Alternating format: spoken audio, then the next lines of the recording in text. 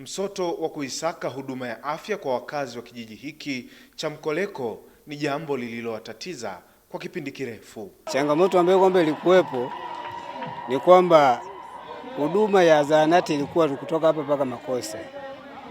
Wakati huo namna ya kutoka hapa mpaka kufika Makose ilikuwa ni changamoto usafiri. Barabara ilikuwa mbaya, kwa hiyo usafiri wetu mkuu ulikuwa ni pikipiki.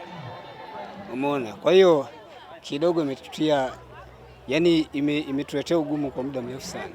Faraja ndani ya nyoyo zao imeanza kuonekana baada ya kujengwa kwa zahanati iliyopata wasaa kuzinduliwa na mbio za mwenge za mwaka 2025. Lakini ndugu wananchi, mimi na mambo matatu nataka niwaambie. Jambo la kwanza, leo hii tumepata zahanati hii yenye ubora, kwa kweli itaenda kutusaidia kupata huduma za afya katika kijiji chetu. Lakini pia niwaombe sana ndugu wananchi wa Mkoleko, hakikisheni zahanati hii mnaitunza na mnailinda na mnaithamini. Na hapa katika kijiji cha Kidenge, mradi wa shule ya sekondari nao umeangaza maisha ya wakazi wa hapa.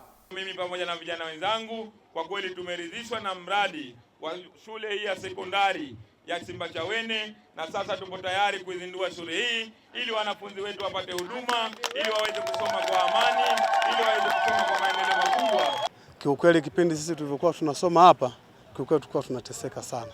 Kwanza tuanze tu secondary, kidato cha kwanza. Hapa tulikuwa tunasoma Kibakwe. Kwa hiyo kulikuwa na kilomita ndefu sana kutoka hapa mpaka Kibakwe.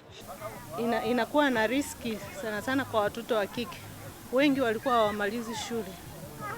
Wanapata ujauzito, vishawishi vingi njiani. Mtu anaona kila siku naye anatembea kwa miguu, anajipatia hata bodaboda. Kwa hiyo itawarahisishia watoto wa kike wengi kutimiza ndoto zao.